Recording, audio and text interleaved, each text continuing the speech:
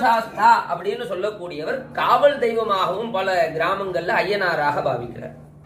இதுல பேதம் என்ன அப்படின்னு பாத்தீங்கன்னா, மகிழ்ச்சியை சம்ஹாரம் பண்ணதுதான் ஐயப்பன். அந்த இடத்துல போகத்தை தவிர்த்து யோகத்துல போய் உட்கார்றார். அதற்கு அடுத்ததான் இப்போ திருச்செந்தூர் பக்கத்துல வந்து பாத்தீங்கன்னா சொரிமுத்து ஐயனார்னு கோவில் இருக்கும். யாருக்காவது தெரியுமா ஏன் அப்படின்னுட்டு? காரணம் என்ன அப்படின்னா, சம்ஹாரம் பண்ணும் பொழுது சகோதரனுக்கு துணையாக போனதாக புராணங்கள்ல கதைகள் உண்டு. அந்த சம்ஹாரம் பண்ண கோவில்களோட பாத்தீங்கன்னா ஐயனார் பல இடங்கள்ல தொடர்பு கொண்டிருப்பார். அதாவது இந்த தர்மசாஸ்தா என்று சொல்லக்கூடிய பூதநாதன், அஷ்டசாஸ்தாக்கள். இந்த அஷ்டசாஸ்தா வந்து பாத்தீங்கன்னா கேரளாவில் கோவில்கள் பாலபருவத்திலிருந்து கோவில்கள் நிறைய இடங்கள் உண்டு.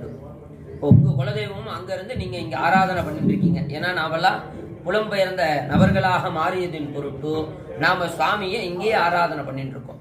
சுவாமி எங்க இருக்கான்னா தன்னுடைய ஹிருதயத்துல இருக்கார். எல்லா இடத்துலயும் நீக்கமுறை வீட்டில் இருக்கக்கூடியவர் சுவாமி. இந்த பூதங்களுக்கு தலைவனாக இருக்கும் பொருட்டு தான் இவர் பூதநாதனாக பாவிக்கப்பட்டார்.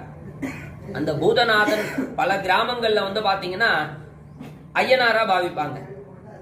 சில கிராமங்கள்ல தர்ம சாஸ்தாவா பாவிப்பாங்க. சில பேரு ஐயப்பனாக பாவிப்பார்கள். இது புராண பேதம். இப்போ நாம பிறந்திருக்கோம், முதல்ல என்னவா இருப்போம்? குழந்தையா இருப்போம். அடுத்ததா என்ன மாறுவோம்? குமாரனா மாறுவோம். அதற்கு அடுத்ததா என்ன மாறுவோம்? கிரகஸ்தனா மாறுவோம். இதுதான் புராண பேதம்னு சொல்றது. அப்போ எந்தெந்த இடங்கள்ல சுவாமி எப்படியாக மாறுகின்றார் அப்படின்னுட்டு, அவளே அவருக்கு அன்னையும் தாயும் ஆயினல் அப்படின்றது இதுதான் அர்த்தம்.